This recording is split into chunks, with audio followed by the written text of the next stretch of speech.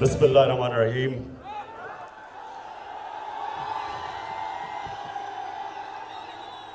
इय्याका नअबुदु व इय्याका नस्तईन।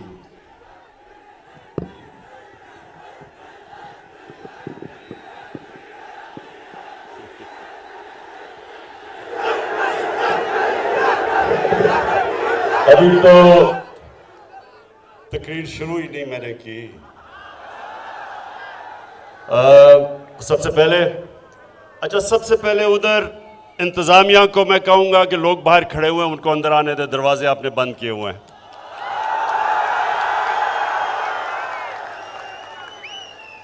लोगों को अंदर आने दे। जुनैद अकबर, आपको 25 साल तहरीक इंसाफ में जिस तरह आपने मेहनत की और नजरियाती जद्दोजहद की, मैं आज आपको खराज तहसीन पेश करता हूं। मैं दरगई, अब नौजवानों, आपने आराम से अब मेरी बात सुननी है। मुझे पता है कि 11 बजे से आप यहां आए हुए हैं और मैं महमूद खान आपको, वजीर आला साहब, आपको यह कहना चाहता हूं कि आगे से लोगों को सिर्फ तब टाइम दें, 1 घंटा पहले टाइम दें, ताकि अगर 11 बजे टाइम देना है तो मैं 12 बजे आ जाऊं। इतनी देर लोगों को इंतजार ना करवाएं। अच्छा दरगई, पहले तो आपका बल्दियाती इलेक्शन हो रहा है। इंशाअल्लाह मुझे पूरी तरह उम्मीद है कि दरगई के बाशऊर नौजवान और बुजुर्ग उस जमात के साथ अब चलेंगे जो पाकिस्तान के साथ खड़ी है, जो इस मुल्क की एक आजाद फॉरेन पॉलिसी के साथ खड़ी है और जो चोरों के साथ के खिलाफ खड़ी है। इंशाअल्लाह वो चलेंगे, मुझे पूरा यकीन है। लेकिन नौजवानों, आज जो अहम आज मैं बात करने आया हूं, और आपने बड़ी गौर से आज मेरी बात सुननी है, क्योंकि कभी कभी कौमों की जिंदगी में फैसला कुन वक्त आता है जब कौम के सामने 2 रास्ते आ जाते हैं। मेरे पाकिस्तान के नौजवानों, हम नमाज में सिर्फ एक चीज मांगते हैं।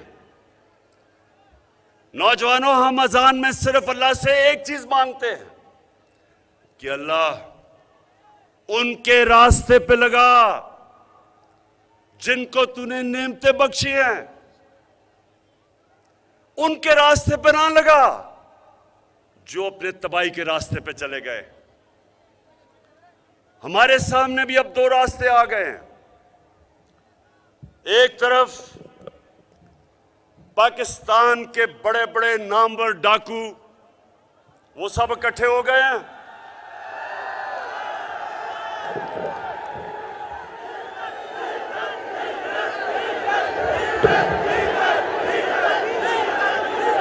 और दूसरी तरफ वो लोग हैं जिन्होंने 25 साल इन डाकुओं के खिलाफ जद्दोजहद की है। मुल्क पे फैसला कुन वक्त आ गया। इन डाकुओं ने जमा होके, इकट्ठे होके, चोरी का पैसा जमा करके हमारे एमएनएज, उनके जमीर की कीमत लगा दी है। उनको खरीदने की कोशिश कर रहे हैं। उनको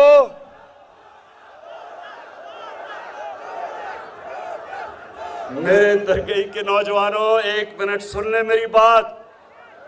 लोटे में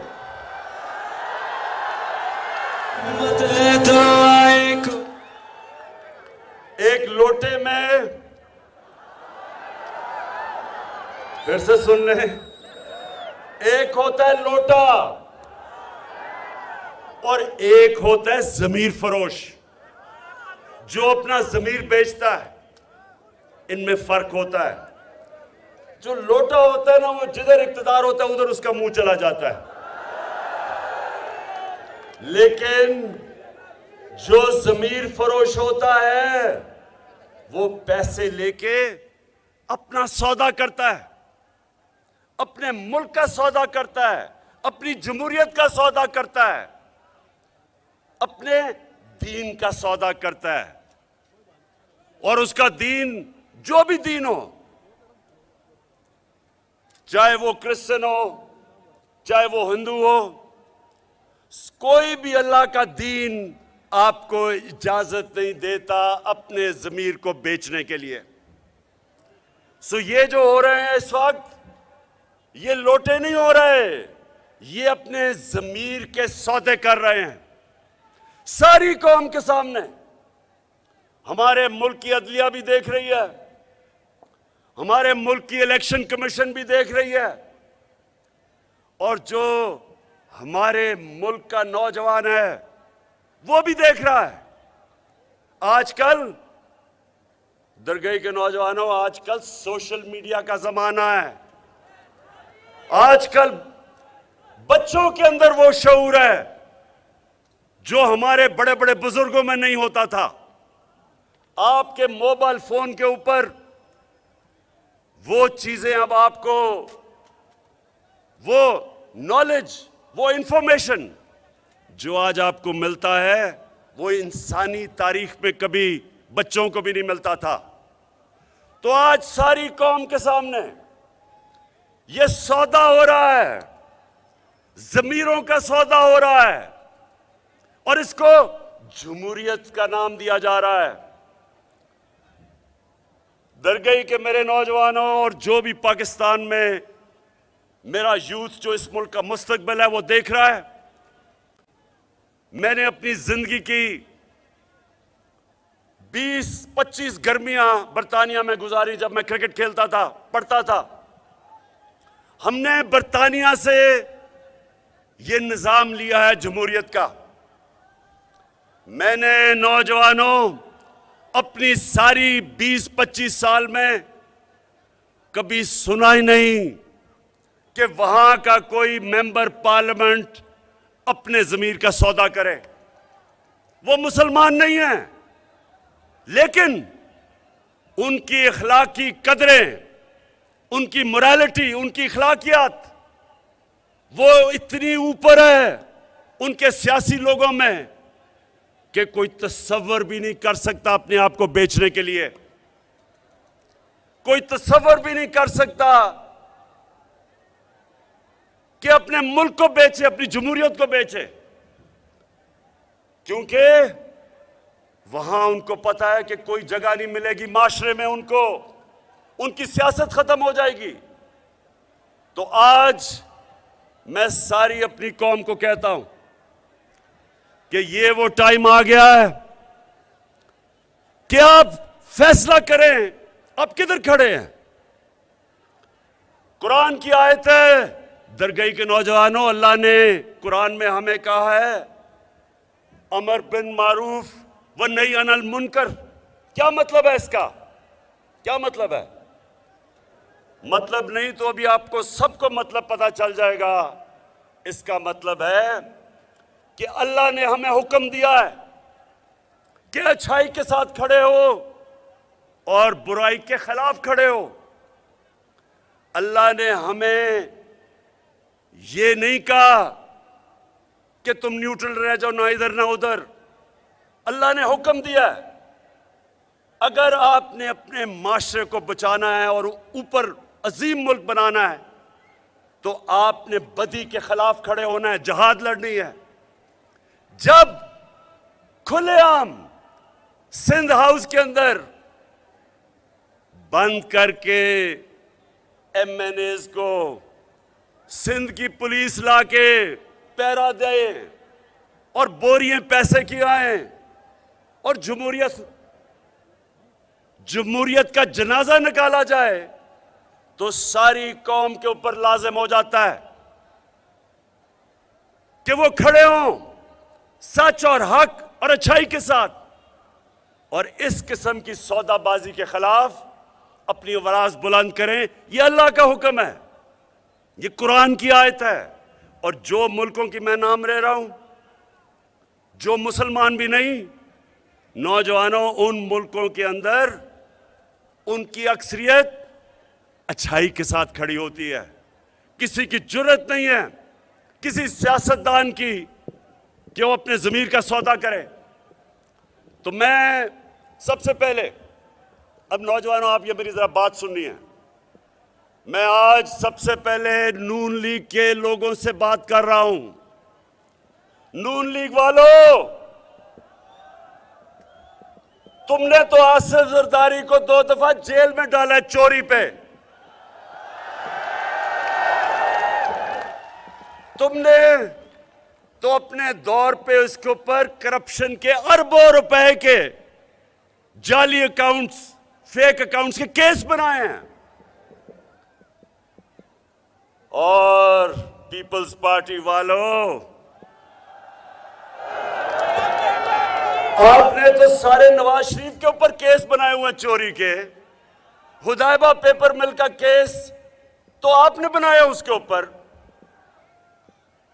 आपने, आपके जमाने में जब ये 2008 से 2018 तक जब जो 2 चोरों की हुकूमत थी, तो आपने तो एक दूसरे के ऊपर केसेस बनाए थे। तब तो ये चोर थे। और शहबाज शरीफ, आपने जब पेट फाड़ के जरदारी का पैसा निकालना था तो वो चोरी का पैसा था ना। और फिर फजल रहमान, जरा मुझे आप आज जवाब दें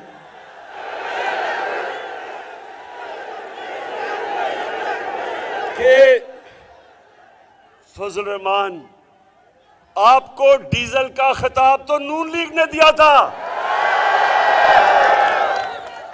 उनके एक रंगबाज, उसको मैं कहता हूं, बड़ा करप्ट आदमी है, बड़ी बड़ी बड़के मारता है, उसने आपको डीजल इसलिए कहा था कि उसने कहा आपने पीपल्स पार्टी की हुकूमत से डीजल के परमिट लेके बेचे थे। और आपके ऊपर जो ये शोहदा की जमीन पे आपने कब्जा किया, नैब का केस, वो तो नून लीग के दौर में आपका बना था। तो सवाल दरगई के नौजवानों, आज अब मैं सबको गवाह बना के इनसे सवाल पूछता हूं कि क्या, सुने जरा ये सवाल, और पाकिस्तान की कौम जो देख रही है, कि क्या चोरी सिर्फ इसलिए बुरी है जब आपका मुखालिफ करता है, लेकिन जब वो आपके साथ मिल जाता है तो चोरी बुरी चीज नहीं है?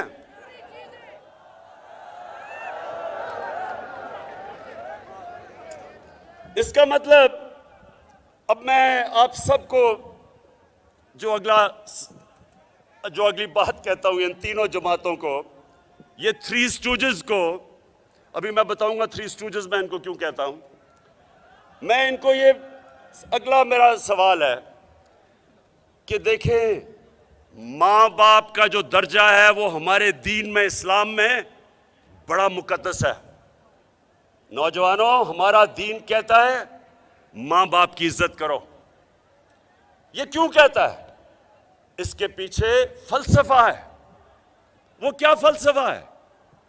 फलसफा ये है कि जितने भी आपके माँ बाप गुनाहगार हों, लेकिन वो हमेशा ये चाहते हैं कि मेरे बच्चे वो गलत काम ना किए जो मैंने किए हैं। माँ बाप का प्यार बेलौस होता है। माँ बाप हमेशा चाहते हैं कि जो भी मैंने जिंदगी में गलतियां की वो मेरे बच्चे ना करें, इसलिए मुकद्दस है। तो नौजवानों, मैं अब इन तीनों जमातों के माँ बाप से पूछ रहा हूं जो इन पार्टियों में हैं, मुझे बताएं, जब आपके बच्चे आपसे पूछेंगे कि जनाब आप तो कहते थे कि जरदारी चोर है, तो वो कहता था शहबाज शरीफ और नवाज शरीफ चोर हैं, और फजल रहमान को डीजल कहते थे, तो आप क्या जवाब देते हैं अपने बच्चों को? आपको मैं सबको आज ये कहना चाहता हूं कि इन लोगों को शर्म आनी चाहिए। ये इस मुल्क से वो करने जा रहे हैं। नौजवानों सुनो मेरी बात, ये मुल्क से वो करने जा रहे हैं जो दुश्मन भी नहीं करता। एक मुल्क के ऊपर आप बमबारी करें, दहशतगर्दी की जंग लड़ें, जंग भी हार जाएं, वो माशरा फिर भी खड़ा हो जाता है। जापान के ऊपर 2 एटम बम गिरे थे दूसरी जंग अजीम में, वो फिर खड़ा हो गया। माशरे कभी भी जंग हारने से खत्म नहीं हुआ आज तक, लेकिन माशरे को अगर आपने तबाह करना है, उसकी अखलाकियात तबाह कर दो, उनको अच्छे बुरे की तमीज खत्म कर दो। इसलिए ये आयत है अमर बिल मारूफ, इसलिए अल्लाह ने हमें हुक्म किया है कि अच्छाई के साथ खड़ी हो और सब बुराई के खिलाफ जिहाद करो। आपकी बेहतरी के लिए, माशरे की बेहतरी के लिए, माशरे को जिंदा रखने के लिए। ये जो लोगों के चोर, लोगों के चोरी के पैसे से जमीर के सौदे कर रहे हैं, ये हमारे माशरे में, मैं फिर से कहता हूं, ये वो करने जा रहे हैं इस मुल्क के साथ जो कोई दुश्मन भी नहीं कर सकता। इस मुल्क की इखलाकियात तबाह करने जा रहे हैं कि वो लोग जो पब्लिक के नुमाइंदे हैं, एमएनए जो होता है वो पब्लिक से वोट लेके आता है, पब्लिक रिप्रेजेंटेटिव कहता है, पब्लिक के मफादात की हिफाजत करने आता है। तो जब वो जाके अपने जमीर को बेचता है, तो वो तो उसके बाद आप कैसे रोकेंगे किसी को चोरी करने से? वो कहेंगे जी लीडर तो सारे चोरी कर रहे हैं और हमें कह रहे हैं सीधे रास्ते पे चलो। कौम की जब अखलाकियात खत्म होती है, कौम मेहनत करना छोड़ देती है। क्यों कोई मेहनत करे जब चोरी में पैसा है?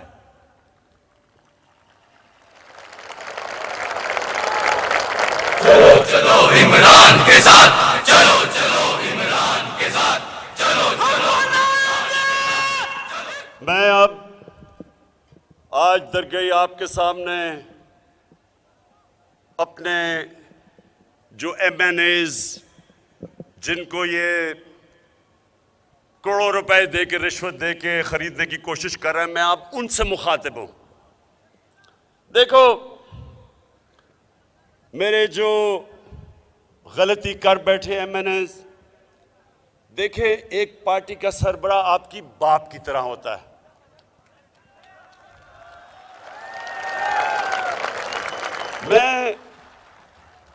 मैं आपकी भलाई के लिए अब बातें कर रहा हूं।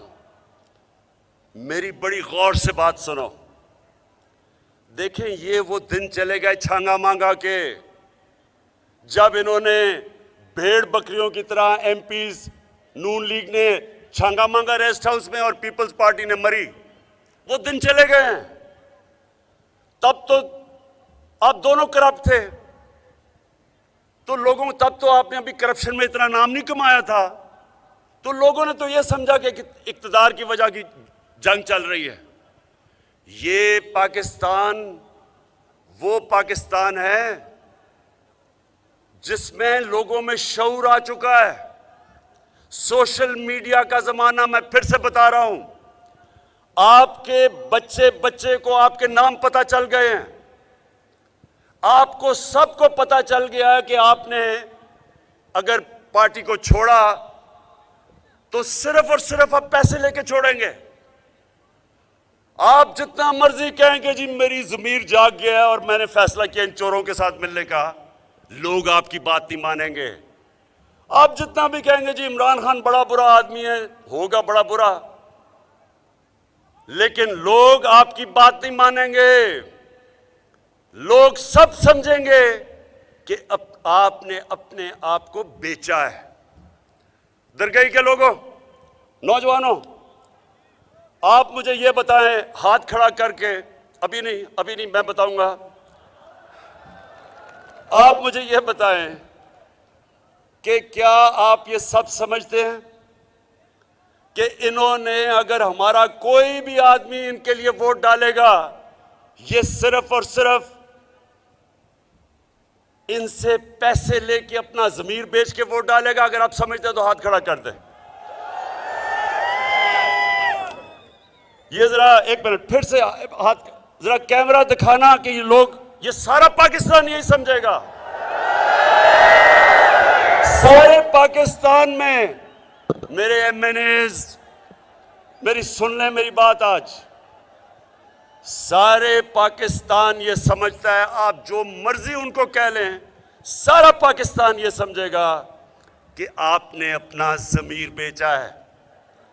और ये जो सोशल मीडिया है, हमेशा के लिए आपके नाम के साथ लग जाएगा कि आप ज़मीर फरोश हैं।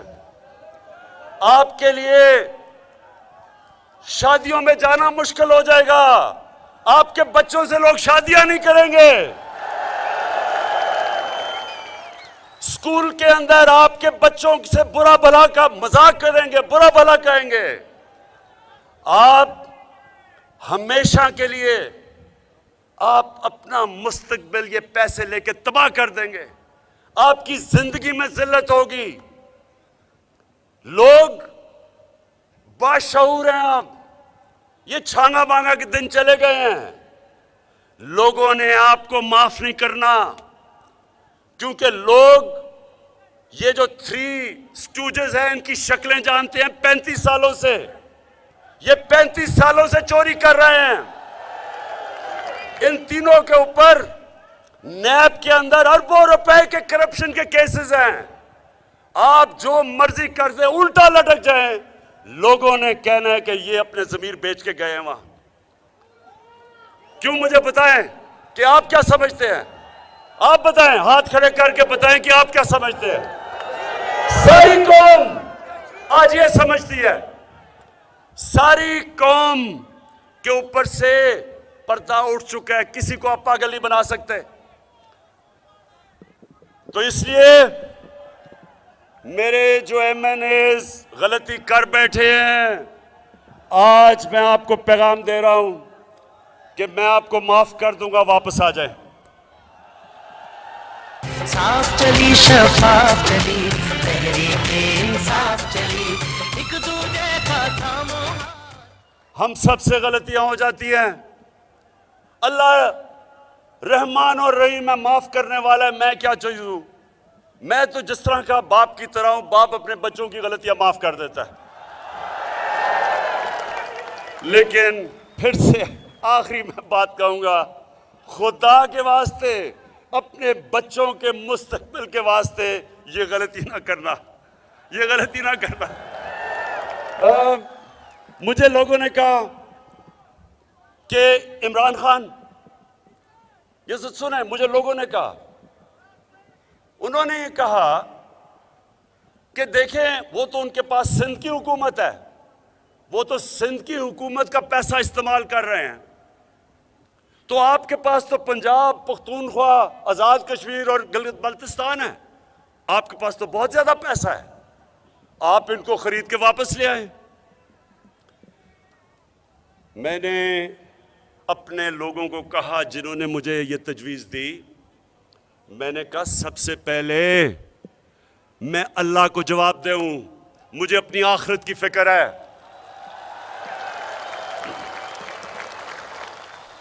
अवाम का पैसा चोरी करके, यानी अवाम का पैसा जो होता है ना, गवर्नमेंट का पैसा होता है, आपका पैसा, ये ऐसे ही है कि मैं पख्तूनख्वा के लोगों का पैसा इस्तेमाल करके और अपनी गवर्नमेंट बचाऊं। अगर मैंने लोगों का पैसा चोरी करके अपनी गवर्नमेंट बचानी है, इससे बेहतर है कि मेरी गवर्नमेंट चली जाए।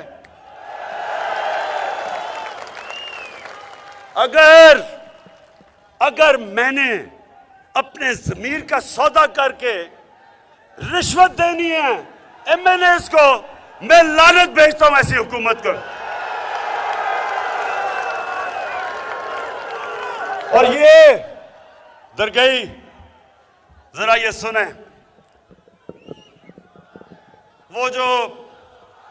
वो कौन है? अच्छा, ये मुझे बताएं, वो कौन है जो सूट पहन के टाई लगा के वो बड़ी बड़ी टोपी पहन के फिरता है पाकिस्तान में, वो कौन है?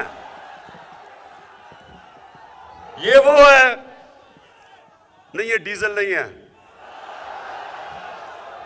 ये वो आदमी है। सुने जरा, ये इसने मुझे तजवीज दी है। सुने जरा, इस बेशरम ने मुझे तजवीज दी है कि इमरान खान आपको एब्सोल्युटली नॉट नहीं कहना चाहिए था। इसके बेटे ने भी ये तजवीज दी है। और फिर इसने कहा है, दरगई में नौजवानों, बेशर्मी की इंतहा देखो। कहता है कि यूरोपियन यूनियन के एम्बेसडर्स ने उनकी आपको तनकीद नहीं करनी चाहिए थी। जरा शहबाज शरीफ और आपके बेटे और वो जो उधर बैठा हुआ है डरपोक, झूठा मुजरिम, डरपोक और झूठा, और अरबों रुपए की प्रॉपर्टीज में बाहर बैठा हुआ है, जरा सुन लो मेरी बात। मुझे यह बताओ कि मैंने एब्सोल्युटली नॉट किस बात पे किया था? उन्होंने मेरे से पूछा था कि क्या पाकिस्तान अमेरिका को बेस देगा अफगानिस्तान के अंदर अगर इंतशार हो तो यहां से बेस इस्तेमाल करे अफगानिस्तान के खिलाफ? ये उसने मेरे से पूछा था। मैं आप सबको नौजवानों मैं आपको बताना चाहता हूं, मैं जब 25 साल पहले पॉलिटिक्स में आया था तो मेरी पार्टी का नस्बुल ऐन था, इय्याक नअबुदु व इय्याक नस्तईन। अल्लाह तेरी इबादत करता हूं, तेरे से मदद मांगता हूं। मैंने जब से पहले दिन से मैंने क्या कहा था कि ना मैं कभी किसी के सामने झुकाऊं, ना अपनी कौम को किसी के सामने झुकने दूंगा। जो हमने अमेरिका की जंग में शिरकत की, जो नौजवानों पाकिस्तान ने अमेरिका की जंग में शिरकत की, 80,000 हमारे लोगों की जानें गई, हमारा कबायली इलाका तबाह हो गया, 35 लाख लोगों ने नकल मकानी की वहां से जब हमने उनकी जंग में शिरकत की। $100 अरब से ज्यादा मुल्क को नुकसान हुआ। तो मैं छोटे मियां शोबाज आपसे मैं सवाल पूछता हूं कि क्या मिला उससे हमें? जो आपका ये कहने का मतलब कि फिर से हम उनकी जंग में शामिल हो जाएं, मैं वाज़ेह करता हूं, मैंने अमेरिका को बार बार कहा, अमन में हम आपके साथ हैं, जंग में आपके साथ नहीं है।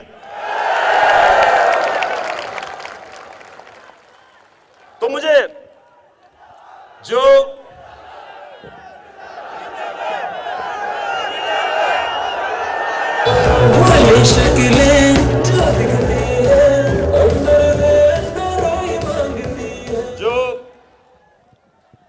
जो शहबाज शरीफ ने यूरोपियन यूनियन की बात की, एम्बेसडर्स की, जरा गौर से सुन लें। यूरोपियन यूनियन के एम्बेसडर्स ने प्रोटोकॉल तोड़ते हुए किसी एम्बेसडर को यह हक नहीं पहुंचता कि मुल्क की फॉरेन पॉलिसी पे पब्लिक में बात करे, किसी को नहीं पहुंचता। उन एम्बेसडर्स ने प्रोटोकॉल के खिलाफ पाकिस्तान को कहा कि आप रूस के खिलाफ बयान दें। मैंने उनसे सही पूछा कि क्या आप हिंदुस्तान को यह कहेंगे? इनकी जान जाती है हिंदुस्तान को कहते हुए, और हमको इनके गुलाम है कि हमें कहें जनाब आप उनके खिलाफ स्टेटमेंट दें। इन्होंने प्रोटोकॉल के खिलाफ बात की तो शहबाज शरीफ और इसका बेटा कहता दरगई, कहता कि इमरान खान ने बड़ी गलत काम किया कि उसने गोरों के सामने ये बात कह दी। शहबाज शरीफ, आपकी जो सबसे बड़ी खासियत वो पता क्या है? क्या है इसकी? ये बूट पॉलिश बड़े अच्छी तरह करता है। ये जब भी कोई बूट देखता है पॉलिश करने शुरू कर देता है, और ये जब कोई गोरा देखता है सूट पहन के अंग्रेजी बोलता हुआ, फटाफट उसके भी जूते पॉलिश करने शुरू कर देता है। तो शहबाज शरीफ, मैं एक आजाद इंसान हूं। मैंने जब ला इलाहा इल्लल्लाह मोहम्मद रसूलुल्लाह पढ़ा था तो मैंने दावा किया था कि अल्लाह तेरे सिवा कोई खुदा के साथ कोई खुदा नहीं है, किसी के सामने नहीं झुकूंगा। इसका यह मतलब नहीं कि हम किसी से जंग लड़ रहे हैं। हम एक आजाद मुल्क चाहते हैं। मेरे मुल्क की फॉरेन पॉलिसी मेरे लोगों की बेहतरी में हो। साथ वाला हमारा मुल्क है हिंदुस्तान। मैं आज हिंदुस्तान को दाद देता हूं। इन्होंने हमेशा आजाद फॉरेन पॉलिसी रखी। आज हिंदुस्तान उनके साथ मिला हुआ है, उनका अलायंस है। क्वाड के अंदर अमेरिका का अलायंस की हुई है और अपने आप को वो कहता है मैं न्यूट्रल हूं। रूस से तेल मंगवा रहा है जबकि सैंक्शंस लगी हुई हैं, क्योंकि हिंदुस्तान की पॉलिसी अपने लोगों की बेहतरी के लिए है। इन दोनों के दौर में, इन डाकुओं जब 10 साल ये इक्तदार में थे तो इनकी पॉलिसी हमारे लिए नहीं थी। 400 ड्रोन अटैक हुए पाकिस्तान पे, हमारे औरतें बच्चे मारे गए, हमारे बेकसूर लोग मारे गए। एक दफा इन्होंने मजम्मत नहीं की, मुनाफिकत की। अमेरिकनों को कहा कि आप ड्रोन मारी जाओ और हुकूमत से एक स्टेटमेंट आया हम मजम्मत करते हैं। मुनाफिक, पैसे की पूजा करने वाले, इनके पैसे पड़े हुए हैं मुल्क से बाहर। इनकी बड़ी बड़ी अरबों रुपए की जायदादें पड़ी हुई हैं मुल्क से बाहर। ये कभी अपनी कौम के लिए नहीं खड़े होंगे, क्योंकि ये पैसे की बुत की पूजा करने वाले लोग हैं। इसलिए कभी पाकिस्तान इनके नीचे आजाद नहीं होगा। इसलिए ये यूरोपियन यूनियन, जबकि उन्होंने प्रोटोकॉल के खिलाफ किया, फिर भी उनकी हिमायत कर रहे हैं। जब पाकिस्तान ने 80,000 लोगों की कुर्बानी दी, फिर भी कह रहे हैं कि एब्सोल्युटली नॉट, गलत था। तो मैं अपने पाकिस्तानियों, मैं अब आपको सिर्फ बताना चाहता हूं कि इस मुल्क ने आगे कैसे बढ़ना है। इस मुल्क ने आगे कभी भी दूसरी सुपर पावर्स के सामने झुक के अपनी गैरत खत्म करके गुलाम बन के ये आगे नहीं बढ़ेगा। ये आगे तब बढ़ेगा जब हम अपने पांव पे खड़े होंगे। और मैं आज आपको बताना चाहता हूं कि ये 3.5 साल में जो हमने किया है, सिर्फ और सिर्फ कोशिश हुई है कि पाकिस्तान अपने पैर पे खड़ा हो। और मैं आपको बताऊंगा क्या क्या किया। लेकिन सबसे पहले, लोग कहते हैं जी आपने क्या किया 3.5 साल में। आज दरगई के नौजवानों और बुजुर्गों, ये गवाही देना जो मैं आपको बताने लगा हूं कि कभी पाकिस्तान की तारीख में 3.5 साल में किसी हुकूमत ने वो काम नहीं किए जो हमने किए हैं। मैं चैलेंज करता हूं आज, और मैं अभी आपको गिनाता हूं कि हमने किया क्या। लेकिन सबसे पहले मैं अल्लाह का खास शुक्रगुजार हूं कि उसने मेरे नबी सल्लल्लाहु अलैहि वसल्लम के सामने और मेरे अल्लाह के सामने मुझे सुरखरू किया। क्योंकि मैं 3 साल से जद्दोजहद कर रहा था कि मेरे नबी सल्लल्लाहु अलैहि वसल्लम की जो बेहुर्मी होती थी, बेहुर्मती, उनकी शान में जो गुस्ताखी होती थी, उनके ऊपर जो कार्टून बनाए जाते थे, जो खाके बनाए जाते थे, पाकिस्तान में हम तोड़ फोड़ अपनी करते थे, पुलिस उनको नुकसान पहुंचाते थे। बेचारे कई पुलिस वाले शहीद हुए, कई जख्मी हुए, लेकिन कोई फर्क नहीं पड़ता था। मैं बार बार इनको कहता गया कि मैं आपकी ये जंग लड़ूंगा और इंशाल्लाह जीत के दिखाऊंगा। और मेरी टीम, मेरे फॉरेन ऑफिस, मेरी टीम, हमने हर फोरम पे यूनाइटेड नेशंस में जाके मैंने तकरीर की। पहली दफा जब भी मैंने यूएन में तकरीर की, मैंने बात की जो इस्लामोफोबिया, यानी जो इस्लाम के खिलाफ जो नफरतें हैं, और वो जाहिर कैसे होती हैं, हमारे नबी सल्लल्लाहु अलैहि वसल्लम की शान में गुस्ताखी करते थे, फिर इस्लाम और दहशतगर्दी को एक ही कर देते थे। तो मैंने हर फोरम पे मैंने अपनी आवाज़ बुलंद की। और मैं इसलिए अपने अल्लाह का शुक्र अदा करता हूँ कि मैं अपने नबी और अपने अल्लाह के सामने सुरखरू हुआ कि पहली दफा यूनाइटेड नेशंस ने रेजोल्यूशन पास की कि 15 मार्च हर साल दुनिया में यूनाइटेड नेशंस में इस्लामोफोबिक के खिलाफ दिन बनाया जाएगा। मैं अब ये सवाल पूछता हूं, फजल रहमान 30 साल से आप दीन के नाम सियासत कर रहे हैं। मुझे बताएं कि कभी आप इसके करीब भी पहुंचे, कभी आपने बाहर जाके बात की? मुझे ये दोनों जमातों के सरबराह बताएं कि 30 साल से आपको मौके मिले यूनाइटेड नेशंस में जाके बात करें जो मुसलमानों पे जुल्म हो रहा है, कभी आपके मुंह से इस्लाम का भी नाम निकला? नहीं निकलना था, क्योंकि आपको खौफ है कि वो आपको कोई इंतहा पसंद ना बना दें। ये कभी वो लोग जो कि अपने पैसे की बाहर रखे हुए पैसे उनकी फिक्र करते हैं, कभी नहीं कर सकते थे। तो मुझे सबसे पहले तो इसका है कि मैं अल्लाह का शुक्र अदा करता हूं कि हमारी तारीख में पहली दफा यूनाइटेड नेशंस के अंदर हमने केस लड़ा, सिर्फ पाकिस्तान का नहीं, 55 से ज्यादा मुसलमानों का, तकरीबन 1.5 अरब दुनिया में मुसलमान हैं, हम पाकिस्तानियों ने केस लड़ा और हमने मुसलमानों का केस जीता।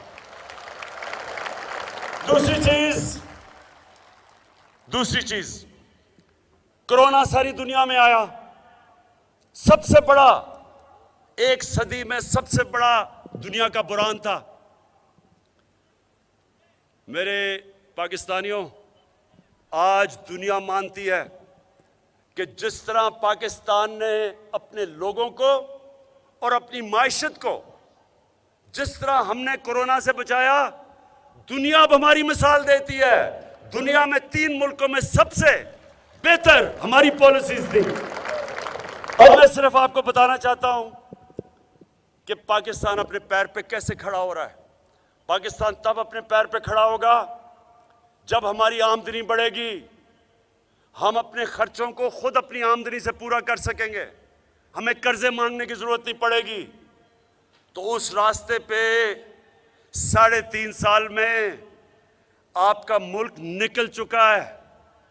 किसी ने वो नहीं किया 3.5 साल में। और मैं आज अपने जितने मेरे मीडिया के लोग हैं, मैं आज अपने मीडिया के लोगों से भी पहले ये बताने से पहले बात करना चाहता हूं कि देखें, मीडिया का बहुत बड़ा रोल होता है जमहूरियत में। मीडिया का काम होता है लोगों को शऊर पैदा करे।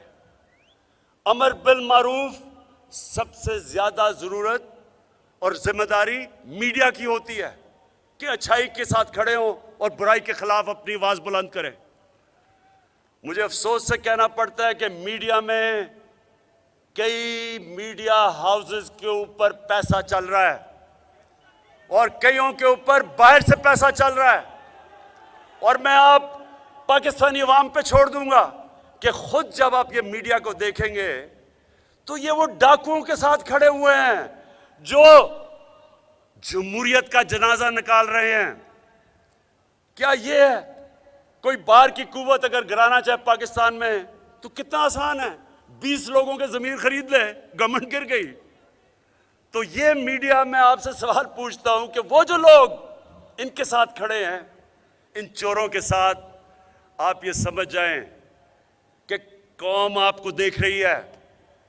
ये जो वक्त आया है जिधर दो तरफ खड़ी हो गई है कौम, मीडिया का भी वो फैसला कर रही है कि कौन सा मीडिया बिकाऊ है और कौन सा अपने मुल्क और अपने लोगों के साथ खड़ा है। तो मैं आज मीडिया को कहता हूं, नौजवानों, कभी कोई मुल्क तरक्की नहीं कर सकता जब तक उसकी एक्सपोर्ट्स ना बढ़े। जब तक आप दुनिया को ज्यादा माल बेचेंगे नहीं तो डॉलर कैसे आएंगे। तो सबसे पहले चैलेंज मैं करता हूं, जो पाकिस्तान की एक्सपोर्ट्स हमारे जमाने में बढ़ी हैं, इसका कोई इससे पहले मिसाल नहीं। सारे हमने एक्सपोर्ट्स के रिकॉर्ड तोड़ दिए हैं, तारीखी एक्सपोर्ट्स किए हैं पाकिस्तान में। आपके पास मोबाइल फोन होगा, उसमें गूगल करके देख लें पाकिस्तान की एक्सपोर्ट्स, जो मैं कह रहा हूं वो सच निकलेगा। टैक्सेस होंगे तो आपके ऊपर पैसा खर्च करेंगे। पाकिस्तान की तारीख में सबसे ज्यादा टैक्स हमने इकट्ठा किया है, 6,000 अरब रुपया। कभी से पहले किसी ने इतना टैक्स इकट्ठा नहीं किया। तो यानी कि दौलत में इजाफा हो रहा है।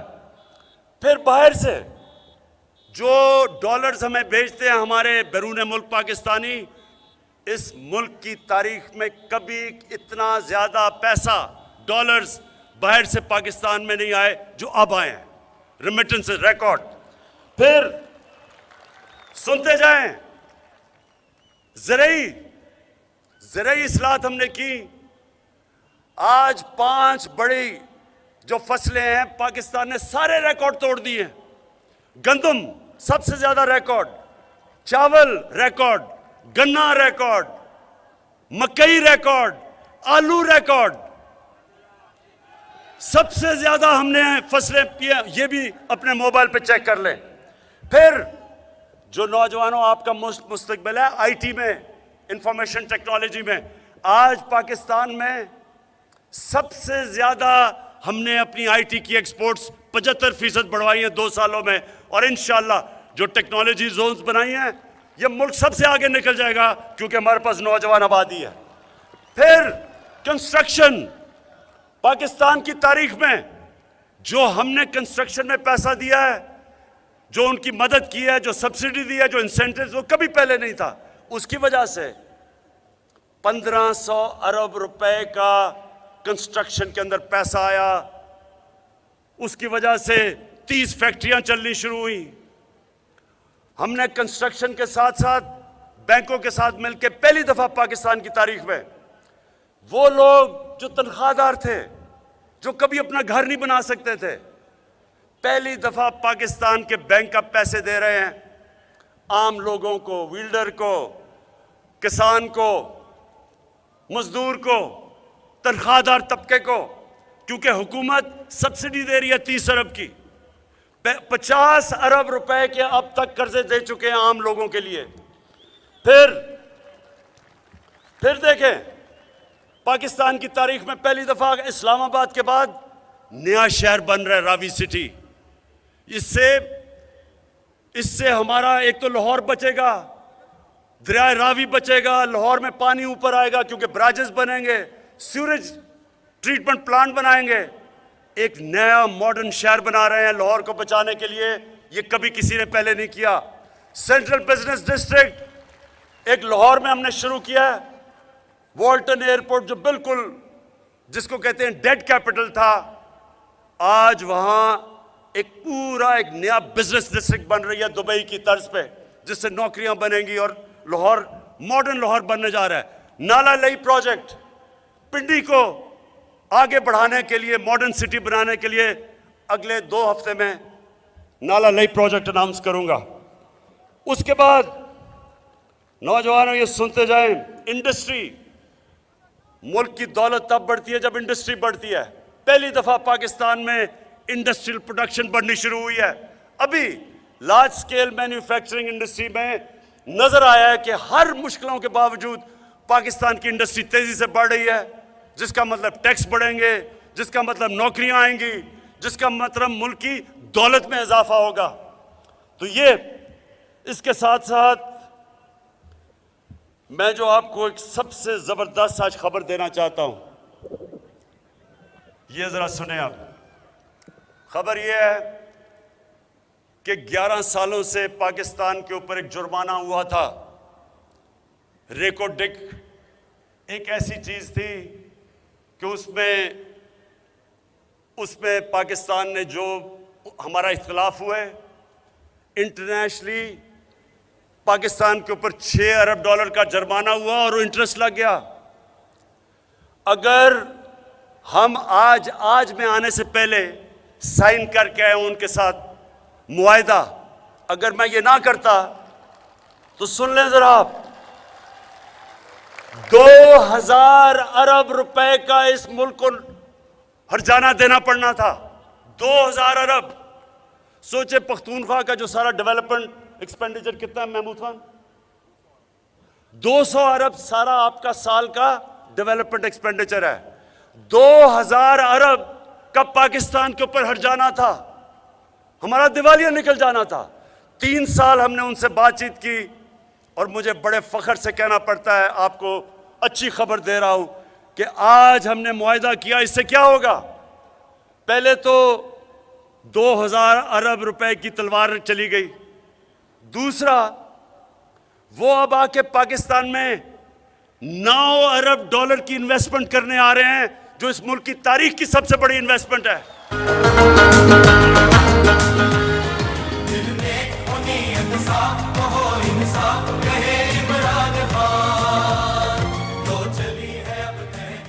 तो ये खास तौर पे आज मैं अपने बलूचिस्तान को खुशखबरी सुनाना चाहता हूं, क्योंकि इससे जो पैसा बलूचिस्तान में आएगा, मुझे खुशी ये है कि बलूचिस्तान पीछे रह गया और अब असल फायदा बलूचिस्तान को होगा।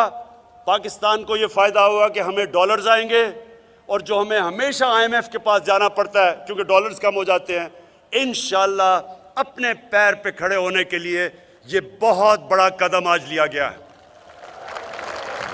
उसके बाद इनकी करप्शन की वजह से एक रेंटल पावर का 200 अरब रुपए का हमारे ऊपर हर्जाना हो गया था। अदालत ने फैसला कर दिया था कि पाकिस्तान 200 अरब रुपया दे। मैंने तुर्की के सदर अर्दोगान से बात की। वो तुर्की की कंपनी थी।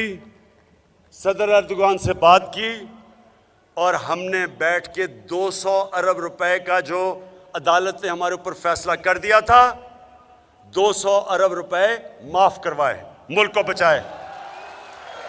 फिर सुने मेरे नौजवानों, सुनते जाएं। अब लोग कहते हैं जी क्या कुछ नहीं इन्होंने।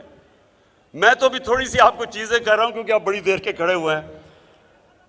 2 हमने कॉन्ट्रैक्ट रीनेगोशिएट किए, एक IPPs के साथ और दूसरा कतर के साथ। 10 सालों में हमने अपने मुल्क का 700 अरब रुपया बचाया है। 70 अरब रुपया हर साल का। ये सोचे कि वो अब आपके ऊपर लगेगा बजाय कि वो इन कॉन्ट्रैक्ट्स में जाता। और मैं आज आपके सामने ये मुराद सईद बैठा है।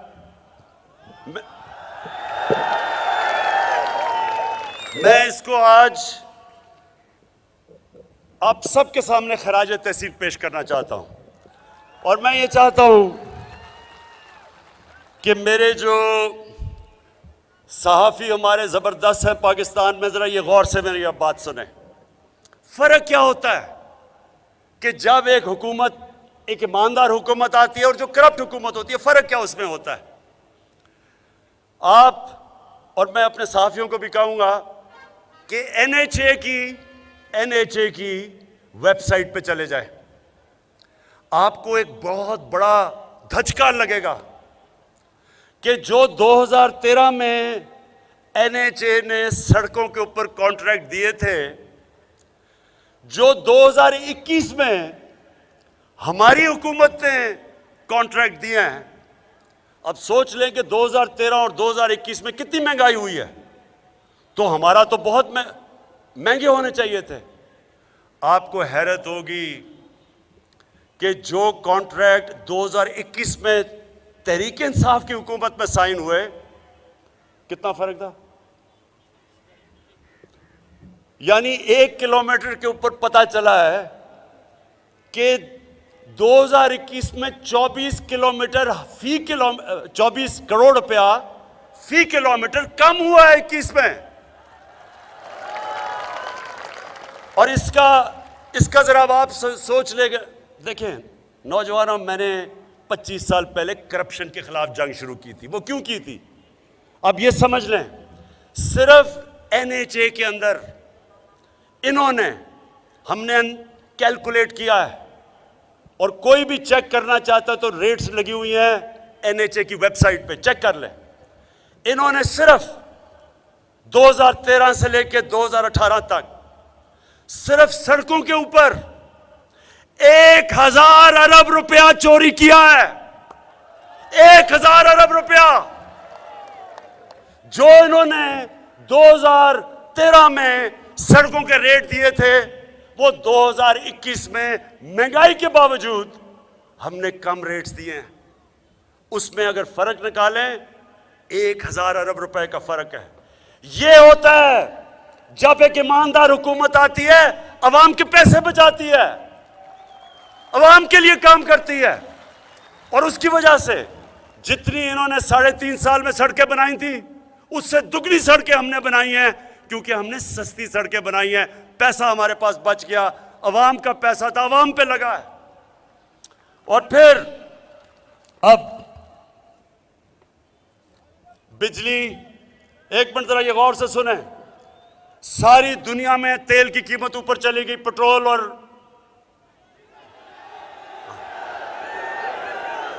मैं नहीं कह रहा, पेट्रोल और अब सारी दुनिया में इनकी कीमत ऊपर गई। पाकिस्तान वो मुल्क है जिसने बजाय 20 रुपए कीमत बढ़ाने के 10 रुपए कीमत कम की। क्यों की?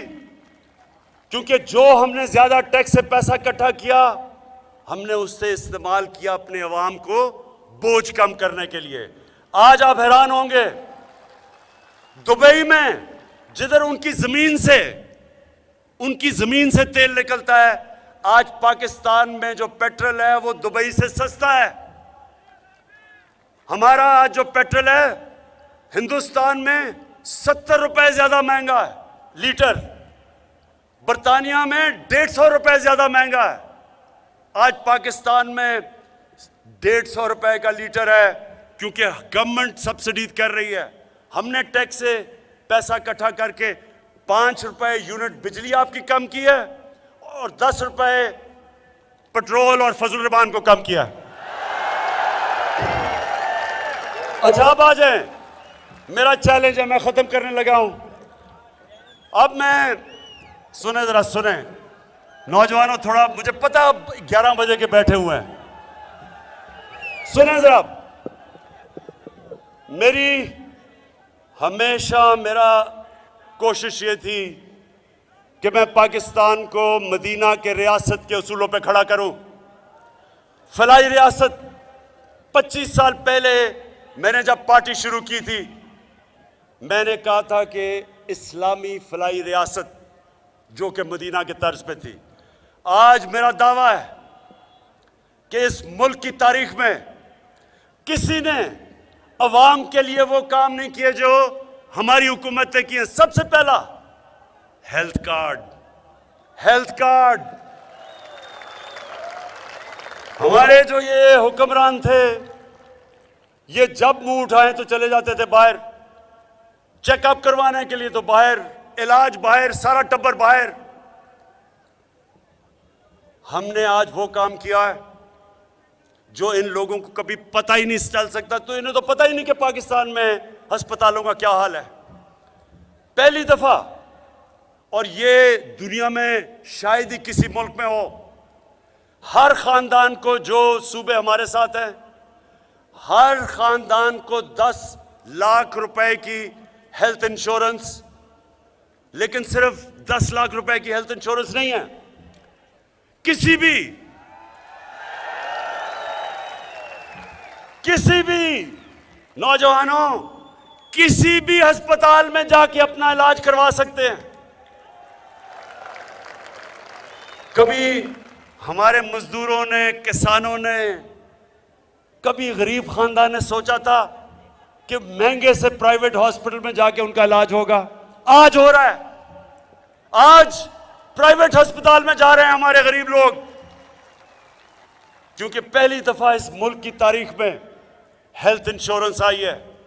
और ये आप देखते रहे, सबसे ज्यादा जरूरी होती है सेहत। और मैंने अपने लोगों की, जब से मैंने सियासत शुरू की थी, मैं ये चाहता था कि एक दिन सबसे पहले मैं अपने मुल्क के लोगों की सेहत कि मुश्किल वक्त में गरीब खानदान है, घर में बीमारी होगी, बच्चा बीमार है, माँ बाप बीमार हैं, पैसे नहीं हैं। अब किसी को फिक्र नहीं होगी क्योंकि आपके घर में 10 लाख की हेल्थ इंश्योरेंस होगी, कहीं भी जाके अपना इलाज करवा लें। ये सबसे बड़ी हमारी कामयाबी। फिर पनाहगाह, अब सुने पनाहगाह, लोग बेचारे मजदूर यहां से जाते थे, बाहर से देहातों से जाते थे दिहाड़ी करने शहरों में, तो सड़कों के ऊपर सोते थे रात को। सर्दियां हैं, ठंड के अंदर बेचारे सड़कों पर लेटे होते थे कि जी वो किराया अगर देंगे तो पैसे नहीं बचेंगे घर में अपनी बीवी बच्चों को भेजने के लिए मजदूरी के। कभी किसी ने नहीं सोचा कि इनके लिए कोई पनाहगाह बनाए, जाके रात मुफ्त ठहर सकें, नहा धो सकें, खाना मिले, ताकि जो भी पैसा कमाए वो अपनी बीवी बच्चों को भेजें। इंशाअल्लाह पनाहगाह का मैं एक पूरा नेटवर्क बना रहा हूं सारे पाकिस्तान में। जिधर भी मजदूर जाते हैं उन सारे मजदूरों के लिए हम ठहरने के लिए पनाहगाह शुरू हो गई हैं, बनाते जा रहे हैं। और इंशाअल्लाह हर जगह, ताकि मेहनतकश, सबसे ज्यादा नौजवानों, सबसे ज्यादा अल्लाह प्यार करता है मेहनतकश से, जो सारा दिन मेहनत करता है और कमा के अपने बच्चों का पेट पालता है। इनकी सबसे पहले मैंने मदद करनी है पनाहगाह सारे पाकिस्तान में बना के। फिर कामयाब पाकिस्तान, अब 20 लाख गरीब खानदानों के लिए, पहले तो 20 लाख रुपए सूद के बगैर हम कर्जा दे रहे हैं अपना घर बनाने के लिए। 20 लाख खानदानों, हर खानदान के लिए अपना घर बना सकते हैं। 5 लाख कर्जा मिलेगा, कोई अपनी दुकान खोलें, कोई कारोबार करें किसानों के लिए। हर ये 20 लाख खानदान, उधर उन्हीं लोगों के लिए टेक्निकल एजुकेशन एक फर्द को देंगे। हमारी कोशिश है कि नीचे से लोगों को उठाएं जो सबसे दुनिया की रेस में पीछे रह गए हैं। पहली दफा इस मुल्क की तारीख में हम उन लोगों को ऊपर उठाने लगे हैं। और हमारा एहसास का प्रोग्राम है, महंगाई का दौर है, आलमी तौर पे महंगाई आई हुई है। उस महंगाई के दौर में हमारे एहसास का प्रोग्राम है कि 2 करोड़ खानदान को, इसका मतलब पाकिस्तान में 10 करोड़ लोगों को, हम हर खानदान को 30% रियायत दिलवाएंगे चीनी, घी और आटे के ऊपर, कि किसी करियाना की स्टोर में जाके 30% आपको कम मिले, ताकि महंगाई का बोझ कम हो। और मैं आखिर में अपने आने वाली नस्लों को बताना चाहता हूं कि पहली दफा है किसी ने पाकिस्तान में अपने आने वाली नस्लों का नहीं सोचा। अब पहली दफा है कि 10-50 साल के बाद 10 बड़ी बड़ी डैम्स बना रहे हैं पाकिस्तान में हम। इससे सस्ती बिजली मिलेगी, पानी के ऊपर बिजली बनेगी, सस्ती बिजली। और दूसरी चीज कि इससे हमारा जो पानी का रिजर्वोयर, पानी के रिजर्व, वो दुगने हो जाएंगे। और ज्यादा जमीन हम काश्त पे लेके आएंगे और ज्यादा इंशाल्लाह अनाज बताएंगे। ये अपने मुस्तकबिल के लिए पहली डैम ममन डैम इंशाल्लाह 2025 में, 2027 के अंदर दासू डैम, 2028 में इंशाल्लाह बादशाह जो सबसे बड़ी डैम बन रही है। मैं आखिरी 3 चीजें, पहली दफा किसी हुकूमत ने अपनी आने वाली नस्लों के लिए मुल्क में शजरकारी शुरू की, मौसम की तब्दीली को की जंग लड़ने के लिए। दुनिया आज पाकिस्तान को समझती है कि जो क्लाइमेट चेंज में पाकिस्तान ने कदम उठाए हैं, बरतानिया के प्राइम मिनिस्टर ने यूनाइटेड नेशंस में मिसाल दी पाकिस्तान की कि ये वो मुल्क है जो दुनिया में रास्ता दिखा रहा है अपनी आने वाली नस्लों के लिए। और फिर जो मैं आपके लिए, पख्तूनख्वा के लिए लोगों को खास तौर पे कहना चाहता हूं कि टूरिज्म, ये मेरा आपसे वादा है कि पाकिस्तान को मैं दुनिया का टूरिज्म का सेंटर बनाऊंगा। शुरू कर रहा हूं मैं स्कर्दू से। स्कर्दू इंशाल्लाह दुनिया का स्कीइंग कैपिटल बनेगा, इंटरनेशनल एयरपोर्ट बन चुका है। ये वो मुल्क है जिसमें अल्लाह ने इतना कुछ दिया है, लेकिन जो लोग अपनी छुट्टियां सारी लंदन में गुजारे, उनको क्या पता कि पाकिस्तान में अल्लाह ने क्या क्या नेमतें दी हैं। इंशाअल्लाह ये अगर कोरोना ना होता तो अब तक जो मैं सोच रहा हूं कि पाकिस्तान टूरिज्म का दुनिया का सेंटर बन चुका होता। इंशाअल्लाह मेरी ये कोशिश रहेगी कि इस मुल्क को दुनिया का सेंटर बनाऊं। और मेरे आपके लिए, सबके लिए आखिर में सुन लें, पाकिस्तान की तारीख में पहली दफा एक तालीम का निसाब हम लेके आए हैं 5वीं क्लास तक। इसका क्या मतलब है कि अब तक इंग्लिश मीडियम पैसे वाले बच्चों के लिए, उर्दू मीडियम अवाम के लिए, और फिर दीनी मदरसे वो भी लोगों के लिए, लेकिन अच्छी अच्छी नौकरियां तो इंग्लिश मीडियम बच्चों के लिए थी। हम पहली दफा, ये जो 70 साल पहले होना चाहिए था, पहली दफा इस मुल्क की तारीख में हम एक तालीम का निसाब शुरू कर रहे हैं 5वीं क्लास तक, और फिर इंशाल्लाह इसको ऊपर तक लेके जाएंगे। और मैं अपनी आखिर में तकरीर ख़त्म करते हुए आपको एक बड़ी खुशखबरी देना चाहता हूं।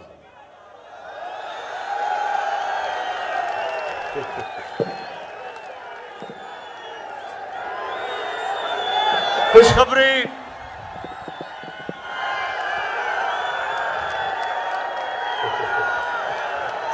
क्या है? खुशखबरी ये है मेरे नौजवानों। अच्छा नहीं, खुशखबरी बाद में चलाऊंगा, ये पहले बात कर दूं कि मैंने पाकिस्तान में रहमतुल लिल आलमीन अथॉरिटी बनाई है। इसका मकसद कि अपने बच्चों को नबी सल्लल्लाहु अलैहि वसल्लम की सीरत, नबी का रास्ता, नबी की जिंदगी, उससे मैं अपनी कौम के कैरेक्टर को उठाऊं, अपने लोगों को अच्छे और बुरे की तमीज सिखाऊं। नबी सल्लल्लाहु अलैहि वसल्लम की जो सीरत है वो हम अपने स्कूलों से शुरू कर रहे हैं, यूनिवर्सिटीज के अंदर रिसर्च करवा रहे हैं, डिबेट्स करवाएंगे।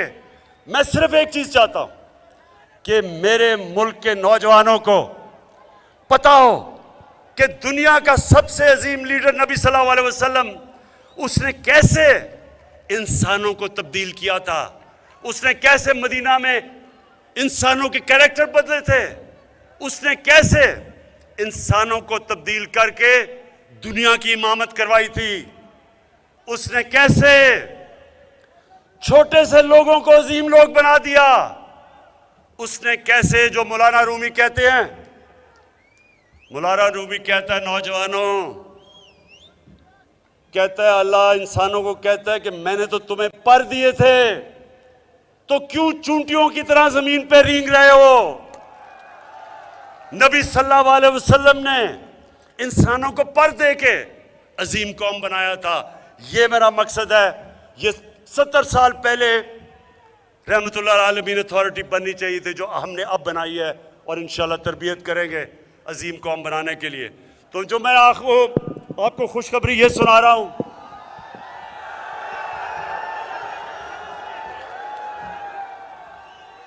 कि ये जो थ्री स्टूजेस का मतलब, स्टूज का मतलब होता गुलाम। ये जो तीनों गुलाम हैं, थ्री स्टूजेस, इन्होंने बड़ी ज्यादा साजिश करके, पैसा इकट्ठा करके, बाहर के लोगों के घुटने दबा दुबू के, पांव पकड़ के, जूते पॉलिश करके, तो कहा कि किसी तरह बस इमरान खान को, ये देखे ना, ये तो आपकी बात नहीं मानेगा, हम आपके गुलाम हैं, हम आपकी खिदमत करेंगे। तो इन्होंने बड़ा जोर लगा के ये साजिश की। तो मैं जब आखिरी वर्ल्ड कप खेलने गया था, नौजवानों, 5 वर्ल्ड कप खेला था, 3 में कप्तान था, लेकिन आखिरी वर्ल्ड कप जाने से पहले, आप अखबार पढ़ निकाल लें, पुराने अखबार, मैंने जाने से पहले कहा था कि ये वर्ल्ड कप मैं जीत के आऊंगा। मेरी वो पुरानी टीम से पूछ लें, आधे वक्त, आधे वर्ल्ड कप के ऊपर हम बिल्कुल नीचे थे, मेरी टीम घबराई हुई थी कि जी हम वापस जाएंगे, अंडे मारेंगे लोग। मैं उनको तब पूछ लें कभी टीम से, मैं सारा वक्त उनको कहा कि ये वर्ल्ड कप हम जीत के आएंगे। कामयाबी तो अल्लाह देता है, कामयाबी नौजवानों अल्लाह देता है, लेकिन मेरा दिल कह रहा है थ्री स्टूडेंट्स मेरी आज बात सुन लो, ये तुम मैच बड़ी बुरी तरह हारने लगे हो। समय मजबूत बहुत मजबूत तो हम आजाद रहे, इंसाफ जो हो बुनियाद तो मुल्क को कौम हमेशा शाद रहे, वो पाक ज़मीं